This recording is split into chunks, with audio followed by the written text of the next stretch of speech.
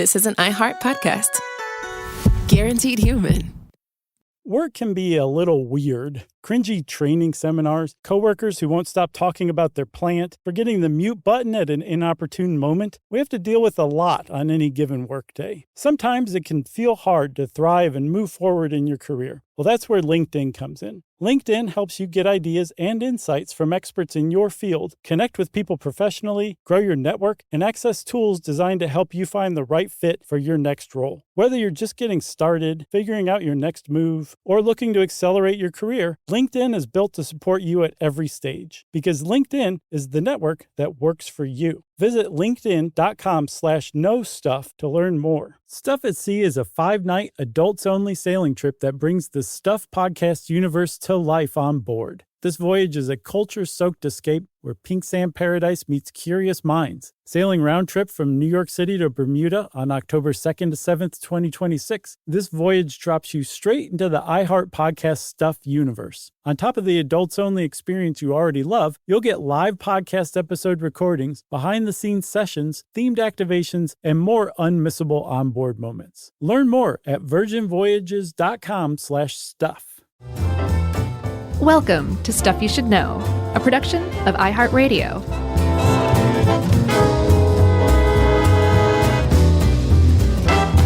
Hey, and welcome to the podcast. I'm Josh Clark. There's Charles W. Chuck Bryant. Dave Kooston's in here with us. I just heard him laugh and snicker to himself, which is always a heartwarming sound. I think it's because you mispronounced his name. No, I said it right. Kooston. I thought it was Coustin. No, that's what you want it to sound like when you're French. No, this is Kooston. Oh, okay. Like Houston? Exactly, but with a C instead of an H. Kooston means that I'm one day closer to you. No? What? That's a song, right? Houston means that I'm one step closer to you. Oh, gotcha. Or I've one never day heard closer that to song. you. That's an old country jam. Oh, okay. I was going to guess Dionne Warwick. No. She always likes singing about cities. Houston? Yeah. About San Jose, etc. Oh, okay. That was a Burt Bacharach song.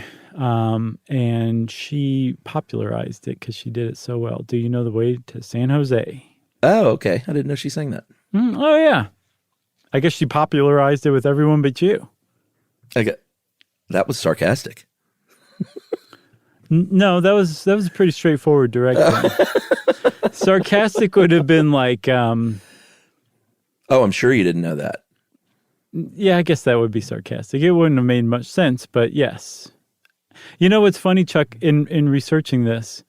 I kept trying to come up with examples of sarcasm, and it's one of the hardest things in the world to do. Do you think? With thought.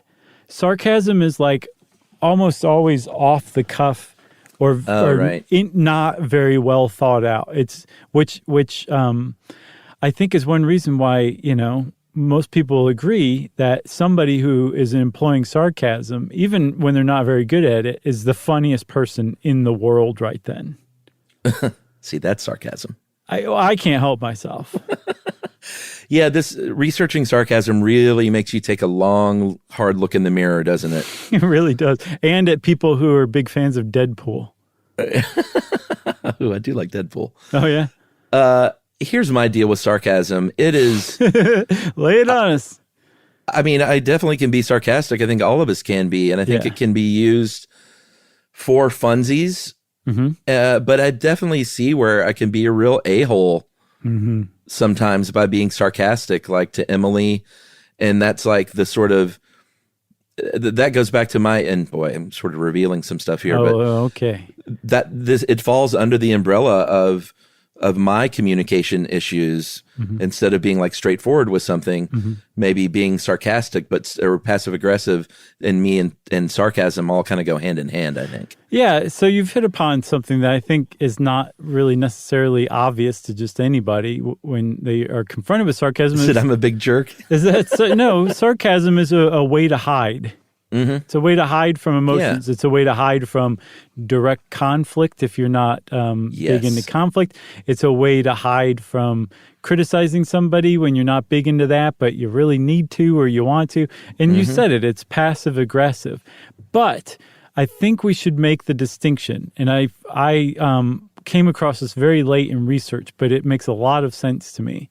Yeah. That there is a distinction between sarcasm and verbal irony. Mm-hmm. And that sarcasm is at its core insulting, mocking, harmful, and hurtful, whereas verbal irony is just basically like a joke where no one gets insulted, where maybe a situation is being made fun of. Like if it's great weather today, huh? Exactly. If it's raining cats and dogs. Yes. That would be verbal irony, not sarcasm. I saw a really great example about the distinction on, I can't remember. It was like a TV and film writing website. But they basically said, in that sense, that would be verbal irony.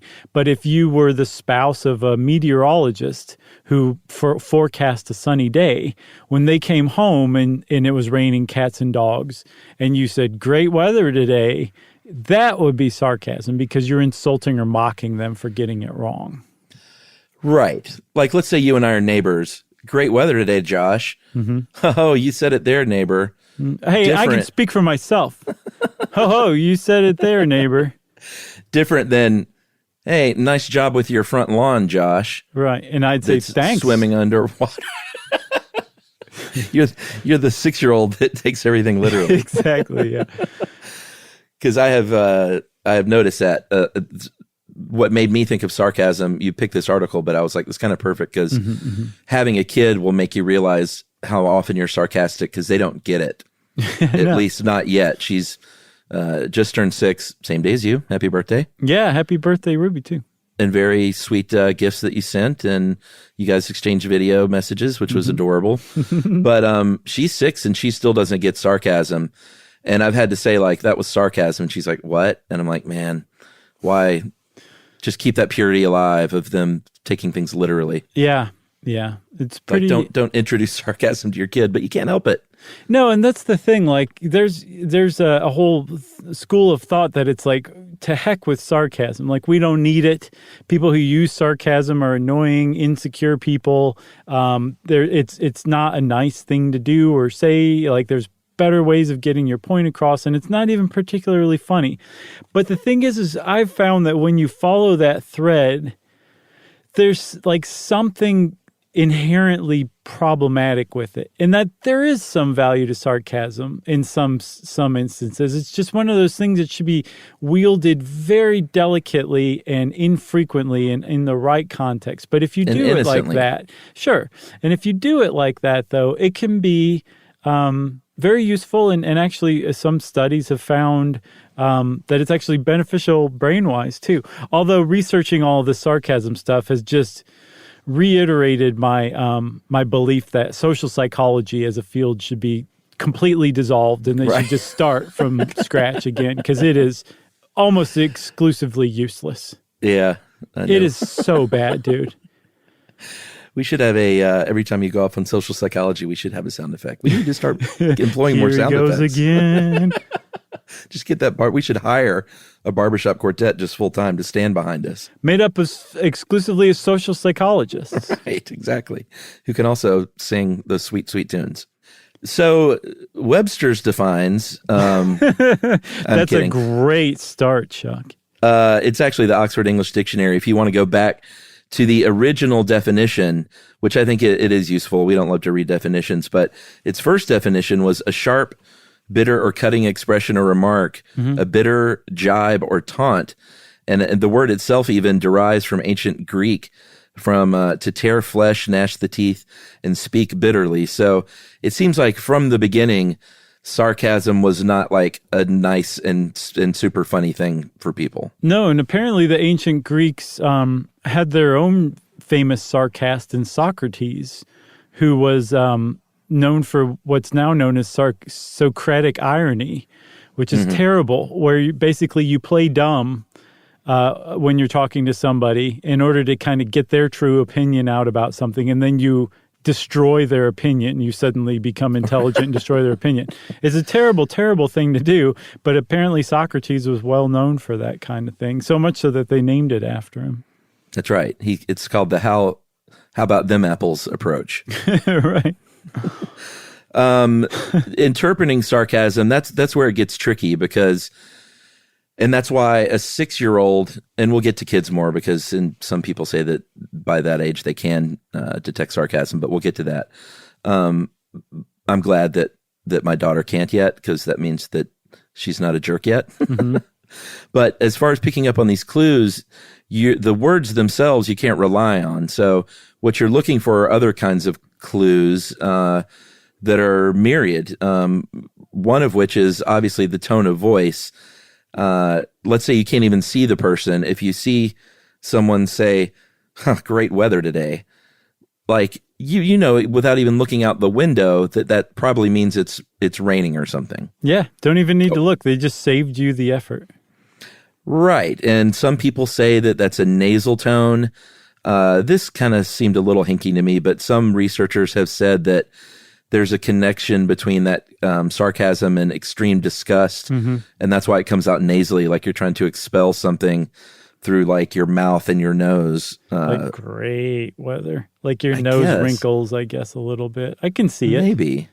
And then, of course, there are physical cues, like a good eye roll, or at least like looking up when you say something is a big clue. Yeah, that one in particular is because your brain is going haywire because you're saying the opposite of what you mean. And researchers have concluded that looking up, which kind of looks like an eye roll, is actually processing difficulty. Your brain is like, I don't know what to do here. Just make the eyes look up while I try to figure out what I'm doing here. Wow. Yeah. There's social psychology's big contribution. As far as the intonation, there's some researchers that have called that inverse pitch obtrusion, which great weather is, if it was really great weather, you would say, great weather today, huh? Mm-hmm. And if not, you'd say great weather. So your tone and your intonation goes down as a clear signal of sarcasm. Yeah, which supposedly intonation or pitch, inverse pitch obtrusion is pretty universl as far as languages go, or different cultures. And yeah, because other cultures are sarcastic. It's not just American. No, and there's a big debate online about whether it's a universal, whether sarcasm is universal. And some people are saying like, yes, it's everywhere. Like even if a culture has a taboo against it, which some could, although I couldn't find which ones. Although I think China's widely pointed to as not a very high sarcasm culture. But that if your culture has a taboo against sarcasm, you have to be aware of sarcasm to have a taboo against it. So it's still in that sense universal, even if it's not universally used or accepted by each culture.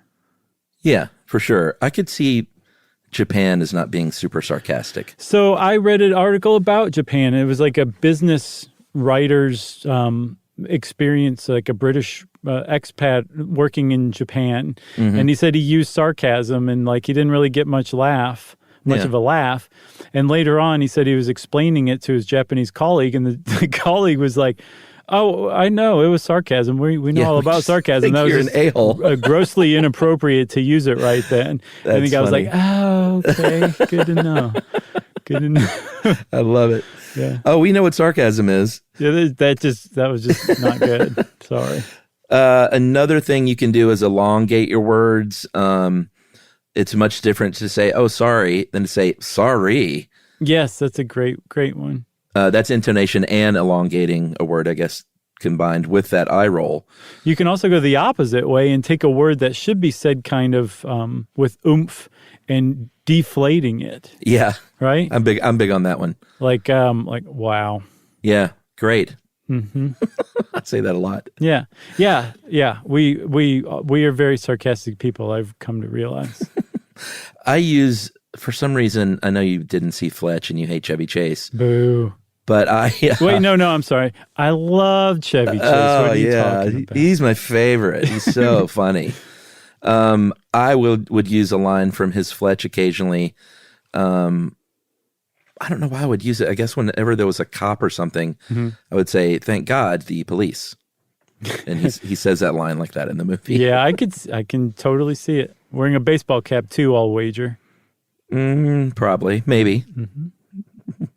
You mentioned other cultures. If you were a teacher of ESOL, English as a second language, that is one of the trickier parts of teaching English to people as a second language, as adults or as kids even, is trying to teach them things like sarcasm if they're not super familiar with it. Right. And sometimes apparently they will say, here, watch this TV show because, there's quite a bit of sarcasm on TV sitcoms.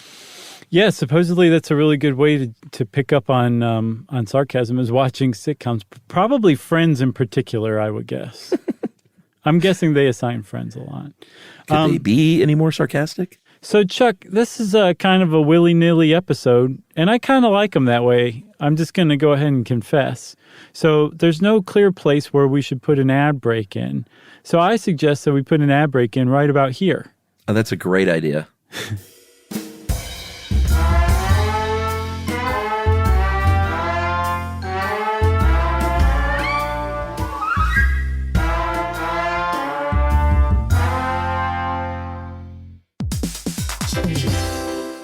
Hey everybody, we're here to talk to you about Wayfair, who believes that spaces should be functional, they should be comfortable, they should be well designed, and they can be well designed by you with their help. Your updated space should feel more comfortable, inviting, and practical for everyday use. And we're talking about outdoor seating. We're talking about grills. We're talking about major appliances. If you need storage solutions, Wayfair can help you out. Patio lighting, rugs, decor. It is your one-stop shop for home. Yeah. I mean, it's getting nice out, so it's time to think about living outdoors for the next few months. And Wayfair knows that outdoor furniture, it's heavy, it's intimidating to assemble. So Wayfair has stepped in and said, we're going to handle the hard part so you don't have to. That's right. You can shop Wayfair Verified, your shortcut to the good stuff. And that means their team of product specialists are going to vet everything by hand using a 10-point inspection, testing things like, quality materials, functionality, and features, and even how long it takes to build that piece of furniture. And the overall experience save time, reduce hassle, and improved convenience. Patio season is here, and these deals won't last. So head to wayfair.com right now to get your outdoor space ready for way less. That's WAYFAIR.com. Wayfair, every style, every home.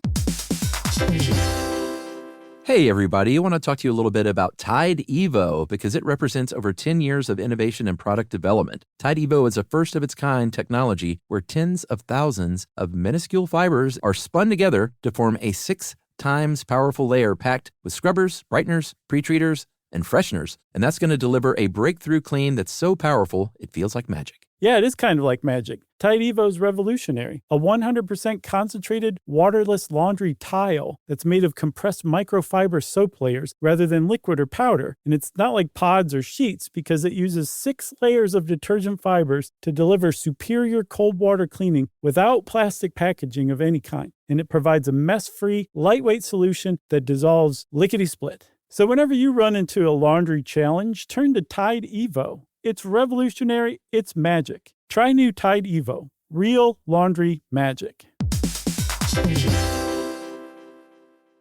Stuxnet. Who? Stuxnet. Say it one more time. Stuxnet. I don't know what that You is. know it's Stuxnet. Is that in this? Stuxnet. Stuxnet. It's a great name. You gotta quit saying Stuxnet. That's the name of it. I know. It's a great name. All right. Stuxnet with an X. You know, I have to say, when I was researching this, Chuck, I was wondering if we were going to just do the weird thing and not be sarcastic.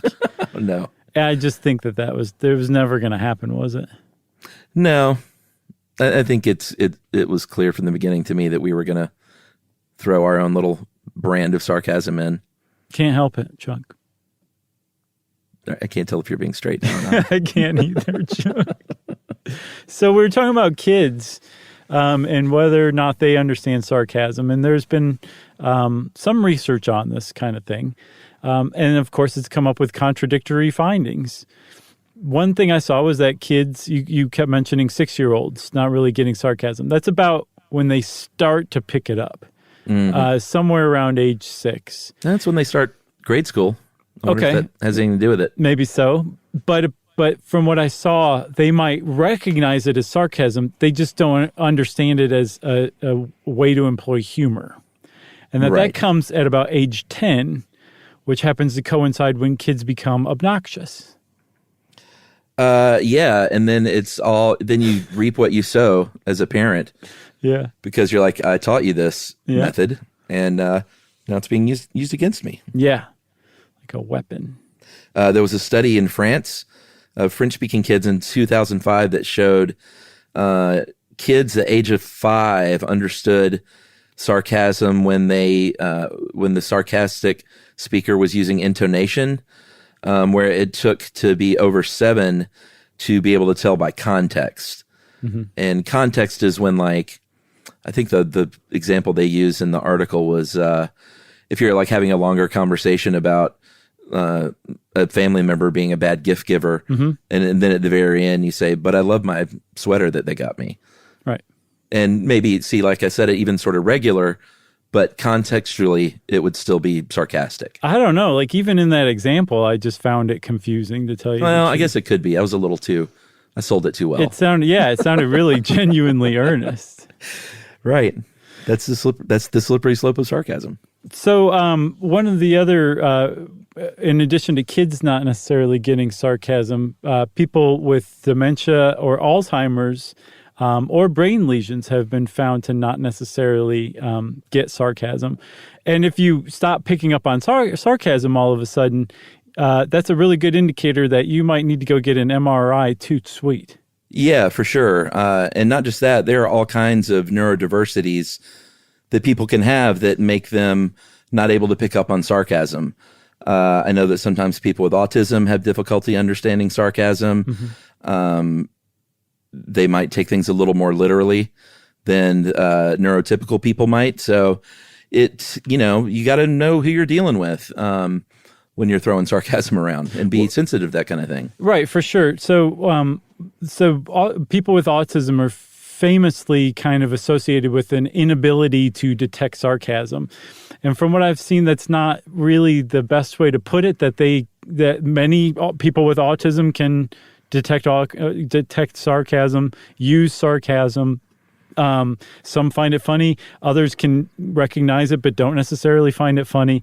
But there's different I don't know if they're competing or not, but there's different theories as to why that's the case.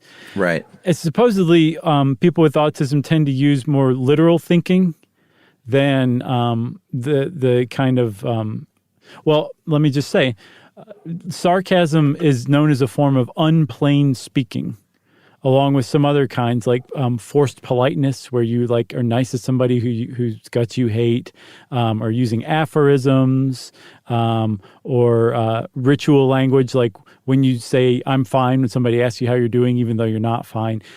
Sarcasm falls under that. It's not saying what you mean directly. And so if people with autism tend to use direct thinking and literal thinking, if you use indirect or unplain speaking, it's going to be hard for them to pick up on. They're going to take it at its literal meaning. They might not pick up on the sarcasm. And so that kind of tendency to think literally, combined with an undeveloped theory of mind, which is where you can put yourself in the other person's shoes and imagine what they're thinking easily, which is what sarcasm requires you to do, because they're saying something different, but you know that's not what they mean. And that requires that you go into their mind and tool around. Those two things combined tend to explain why people with autism are kind of thought of as not detecting sarcasm. Right. All right. Okay. You got it? Good job. Okay. Thanks. If I had rainbow suspenders on right now, I would have just snapped them after that one. I actually had those when I was a kid. I wanted those for a long time. Yeah, I mean, it was the whole Mork and Mindy thing. I even had the buttons on them, and I wore the khaki pants. I did my best to be Mork for Mork. Yeah, so Mork's suspenders are obviously primo, but there's an overlooked vest, a puffy vest that he wears in the credits when they're on the football field that I would say even top the rainbow suspenders. Yeah. I would love to get my hands on that vest. Yeah, looking back, I was trying to be Mork from Mork, but I was Dork from Dork. Like, clearly. Alive.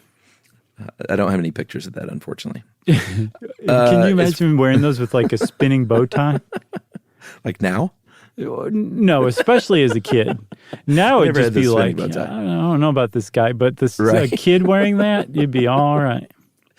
If you're talking about the brain, there was a study in 2005 that, and this kind of stuff is always, I feel like we just have to say it, even though people are like, okay, those are the 3 parts of the brain. It means nothing to me. That's it.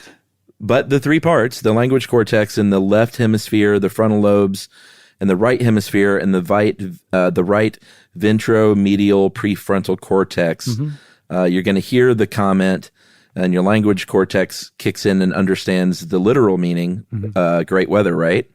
Then the frontal lobe and the right hemisphere have the context, it's raining, and then that right ventromedial prefrontal cortex puts the two together, and it goes, sarcasm, dummy. Right. And the laugh region goes bananas. Yeah, the laugh region. Sometimes it can be funny, but you got to really be good at it.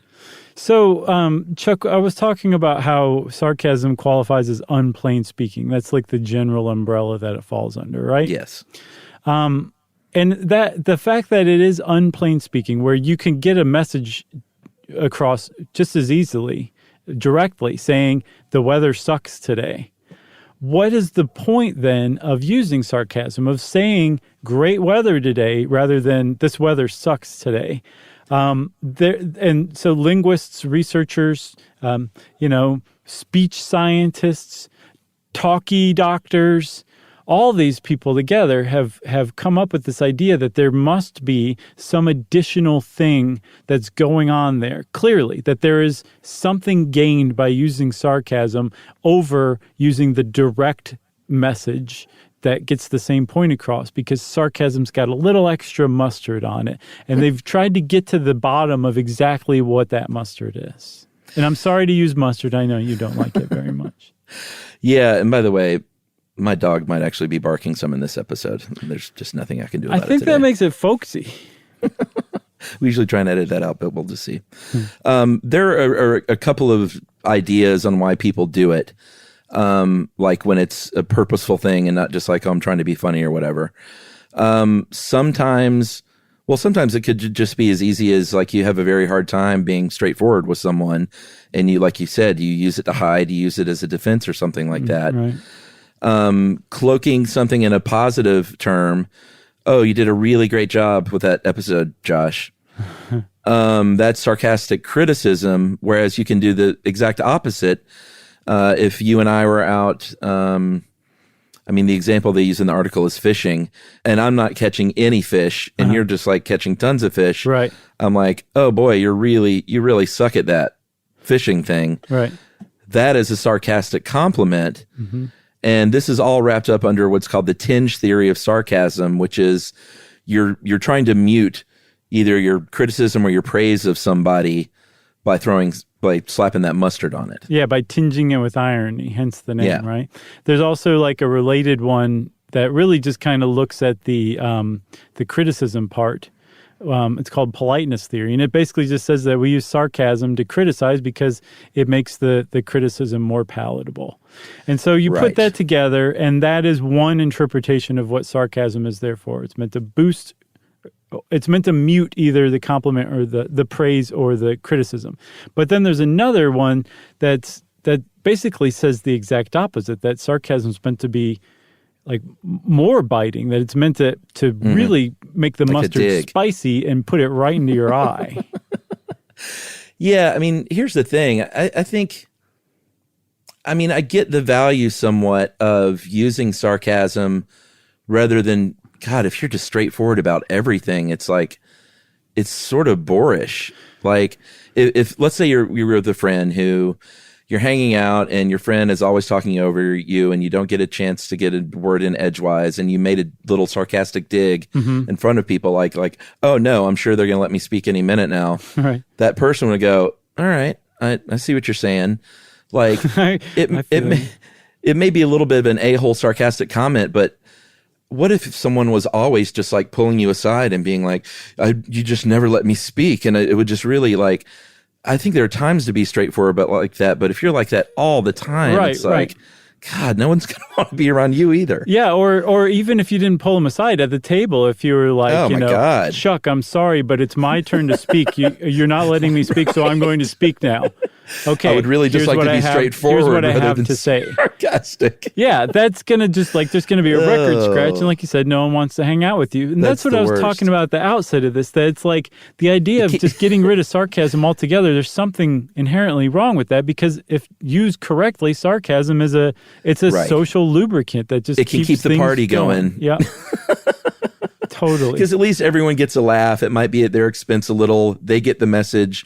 And you don't like stop the fun of the party by having a real serious talk about interrupting people. Right. And then starting your point. That's right. Yeah. And then everyone wants to hear what you've got to say. Right. So the other idea is that sarcasm is used to make criticism more biting, that it's basically like this, if I did just say, you know,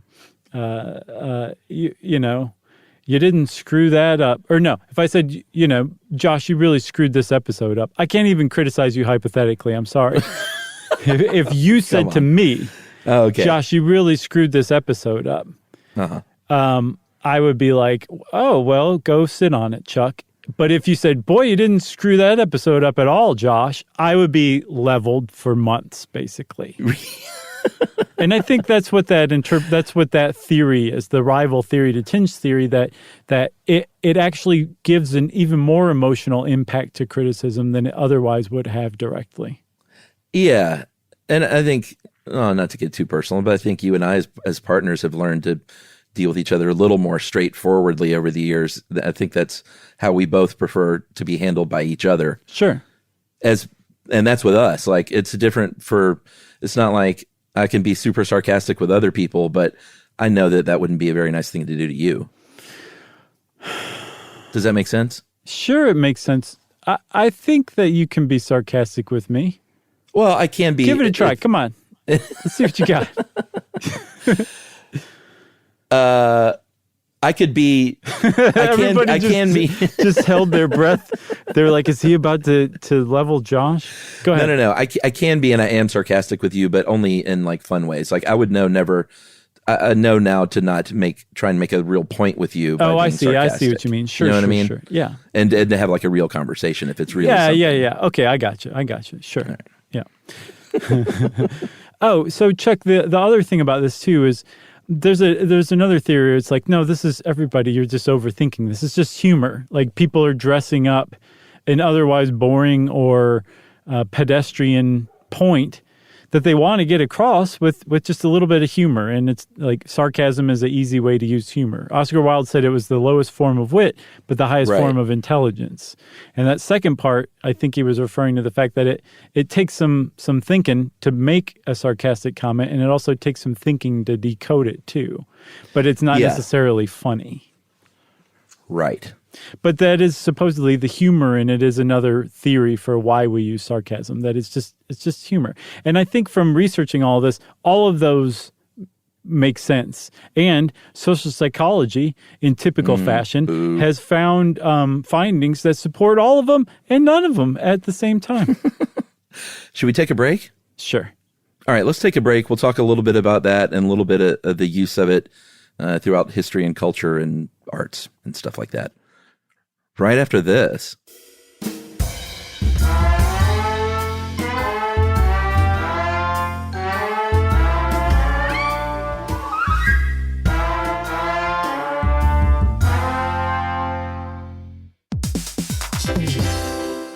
Hey, everybody. I want to talk to you a little bit about Tide Evo because it represents over 10 years of innovation and product development. Tide Evo is a first-of-its-kind technology where tens of thousands of minuscule fibers are spun together to form a 6 times powerful layer packed with scrubbers, brighteners, pre-treaters, and fresheners. And that's going to deliver a breakthrough clean that's so powerful, it feels like magic. Yeah, it is kind of like magic. Tide Evo is revolutionary. A 100% concentrated, waterless laundry tile that's made of compressed microfiber soap layers rather than liquid or powder. And it's not like pods or sheets because it uses 6 layers of detergent fibers to deliver superior cold water cleaning without plastic packaging of any kind. And it provides a mess-free, lightweight solution that dissolves lickety-split. So whenever you run into a laundry challenge, turn to Tide Evo. It's revolutionary. It's magic. Try new Tide Evo. Real laundry magic.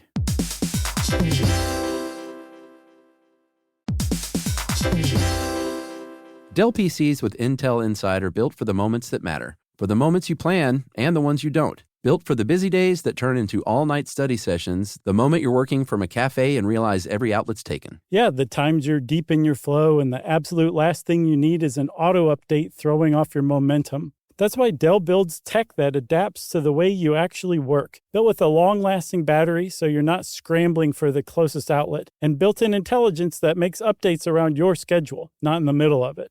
That's right. They don't build tech just for tech's sake. They build it for you. Find technology built for the way you work at Dell.com/Dell PCs.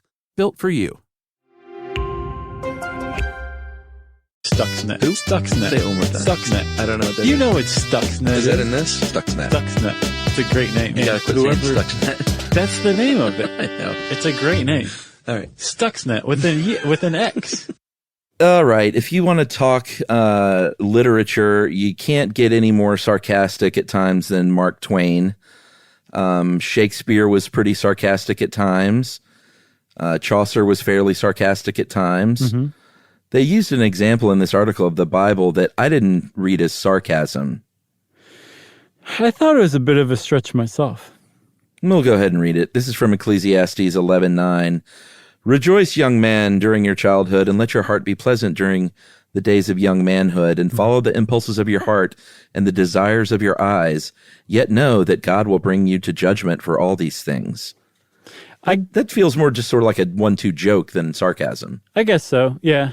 Yeah. I think they were like, there's got to be something in here, and that's the best they could come up with. Maybe. Like, we got to find some sarcasm in the Bible, guys. Right. Get to work. Right. But the thing is with that, like, that kind of reveals, like, one of the problems with sarcasm is that when it's just written, especially when it's written a couple thousand years ago, yeah, it's really difficult to discern sarcasm. You have to use whatever cues you can get because you've had a lot of the normal cues stripped, like all those facial expressions, the intonation, all of that stuff is gone, and now it's just the printed word. So basically what you have is context. And for that reason, and because we are entering, I guess we've already entered this digital age where, like, the written word is basically how we convey thoughts now. Sarcasm's really taken a beating lately because study after study keeps finding that people grossly overestimate how clearly their sarcasm is coming through in, like, texts and tweets and emails and stuff like that. And that it actually isn't being understood as sarcasm on the other end, even though the person who's sending the email or text thinks their sarcasm is clear as a bell. Yeah, I just don't try to be sarcastic in emails, especially for work. I think it's just a good rule. Yeah. It's like, don't even try, because it's not going to come through. And like you said, you probably think it does. It's not obvious to other people. If you're texting with friends and stuff, you can do things like overspell things, like say great, or, you know, say insert the eye roll emoji, or even say sarcasm in parentheses or something like that. The one I've seen is the \S. Yeah, I mean, that's definitely a thing. /S. No, \. Yeah. Which one is it? It's one of the slashes. It's a backslash followed by an S. Okay. So \S, because, you know, for the first, I don't know, I remember for the first few years of, like, social media and texting and stuff like that, there was a lot of talk about, like, how do we indicate sarcasm? Mm-hmm. And the emojis kind of help solve that problem, but you can't do that in emails. No. Like professional emails, you're not going to send an emoji, eye roll emoji. No. Don't do it. Okay. You might as well put 3 exclamation points at the end of "that's great." Are we not doing that either? This is why I don't email anybody. I don't know what I'm doing. But when I do email them, it's at like 10 o'clock on a Saturday night. One of the cons of sarcasm, you know, it's like you said, you can use it and employ it in certain circumstances, but there are people who just think it is a hostile act. And it is a way to say something and also let yourself off the hook for saying that thing at the same time. Right. And that it is hostility veiled as humor is what how they put it in this article. And, at times it very much can be that. Yeah. So the like marriage counselors, therapists, like basically anybody who's dedicated to improving you as a person in exchange for money, has kind of zeroed in on the worst version of sarcasm. The very strict definition of sarcasm as not verbal irony, but as an insult, as mocking somebody, as it being veiled hostility, like you were saying, passive aggressiveness, that kind of thing. And that is no way to communicate, especially with somebody that you care about or love, that you should be forthright, direct, honest with them. They're not saying like, make sure you cut out humor. They're basically saying sarcasm isn't humor. And if you think it's humor, like seriously, like just go find better humor, because there's plenty of better stuff out there. Here's a knock joke book. Right, right. And they're basically saying like kind of just cut that out of your interpersonal relationships, at least again with people you care about, because it probably does mask passive aggressiveness, and it's not doing anything but harming your relationship. And in fact, John Gottman, who is a very renowned couples therapist, he and his wife are together, says that sarcasm is one of the indicators of contempt. Yeah. Along with eye rolling, along with like raising a lip, like kind of in disgust while you're talking, that if you put these together, that you are signaling that you have contempt for your significant other, and that contempt is one of he calls them the four horsemen of a marriage, that it's a really good predictor of divorce when couples speak to each other with contempt. And one of those ways that they'll speak to each other with contempt is through sarcasm. Yeah, and it's just not a pleasant, like, it's one thing to be sarcastic here and there, but I have a friend whose stepfather rather, is the most sarcastic, eye-rolly person I've ever met in my life, to an alarming degree, and it's just so, like, it's such a turnoff to be around this dude. You're like, I don't want to have sex at all when I'm around him. Certainly not with him. Yeah, he just... And you can tell like his marriage has suffered, and he can't be straight, and it's just a chore to be around this guy. I hope he listens to this and is like, who's he talking about? He's talking about me, and he changes his life. No, he would never listen to this. He wouldn't give me the satisfaction.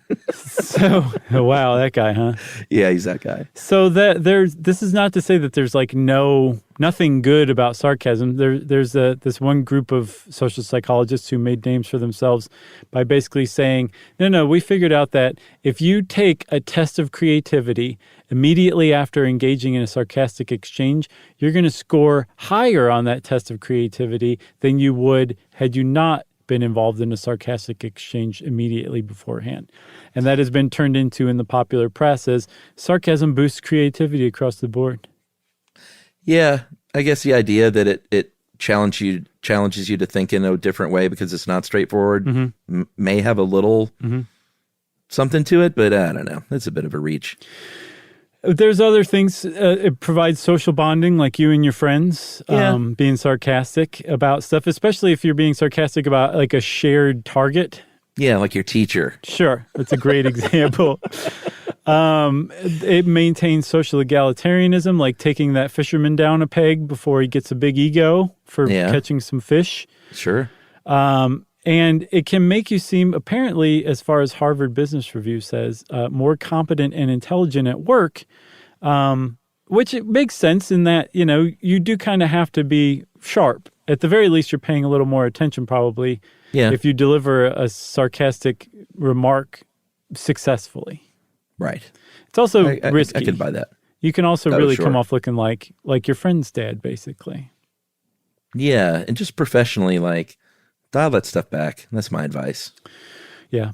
So the one thing I saw was I came across a K-State, I think it's Kansas State newspaper from like 2011 maybe, where they were talking about how sarcasm just totally pervades our society. And they gave an example of how primed we are for sarcasm, that when we encounter earnestness, like we might be confused at first in some situations. Right. Yeah. And the writer gave this great example of Michael Richards' apology. after he went on that racial tirade at the Laugh Factory. And then like a couple days later went on Letterman. And the audience did not get, some of the audience who hadn't heard about this, I guess, did not get that this was like a real apology. And part of it was his presentation that it seemed like he was doing a bit, kind of, and the audience was kind of tittering. And Jerry Seinfeld, who was like in the studio with Letterman, had to turn to the audience and be like, "Stop laughing! It's not funny," and like tell them like that this wasn't sarcasm, that this was for real. And like if you go back and watch it, if you're a fan of laughing at things that make you deeply uncomfortable, like you will love that bit. It was, I remember it at the time. I think it had a lot to do with the fact that it was Kramer and it was hard to just take him seriously. Right. That's exactly what it was. Yeah.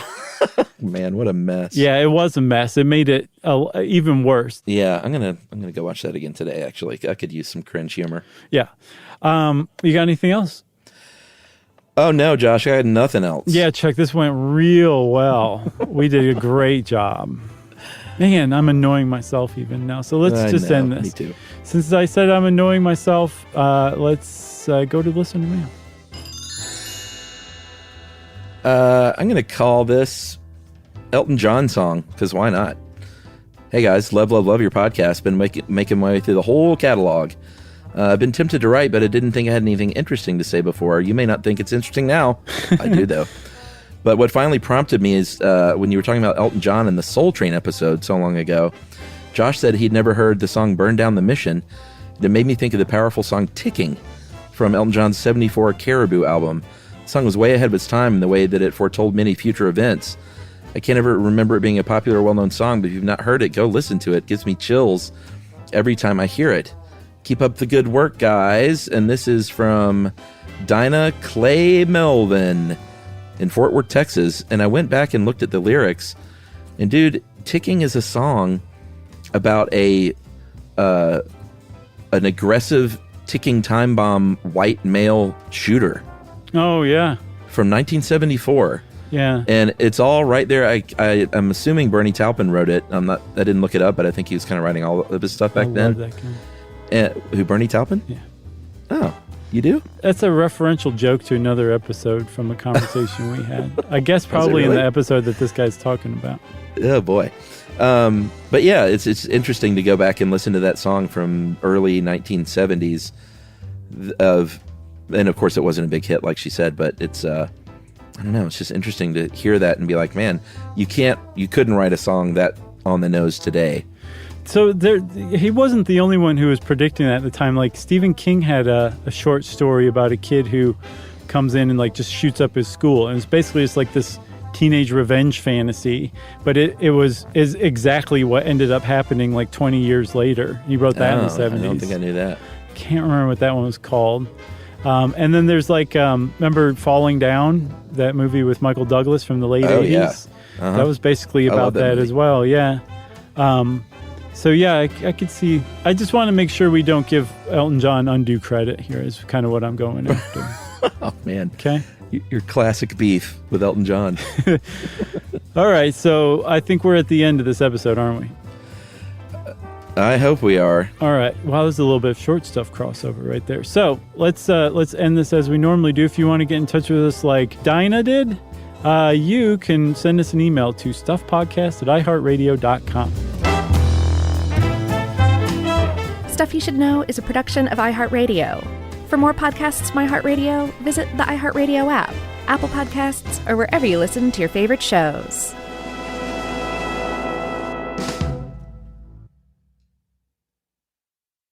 You know, you could be adored by everyone and still completely ignored by your cat. Trust me, I know. But if you feed your cat Sheba, you can go from being ignored to truly adored in 12 days guaranteed or your money back. Sheba has a full menu of products, appetizers, entrees, treats, even a kitten's menu. It's so cute, so Sheba has a product for even the pickiest eater. Like Sheba Puree, it's made with bone broth, their chef-inspired flavors. It's got a smooth and creamy texture that cats love and contains no corn, wheat, soy, or artificial flavors. It's food that your cat's gonna love. To learn more, check out Sheba.com. That's SHEBA.com. If audiobooks are your thing and you've been meaning to listen to more of them, you should check out a podcast called Earsay, the Audible and iHeart Audio Club, hosted by Cal Penn. Each episode spotlights standout audiobooks on Audible across all kinds of genres: sci-fi, comedy, romance, thrillers, and more, with Cal talking to guests who help break down what makes each story worth listening to. It's a fun, easy way to discover your next great audiobook. Check out Earsay on the iHeartRadio app, Apple Podcasts, or wherever you get your podcasts. This is an iHeart podcast. Guaranteed human.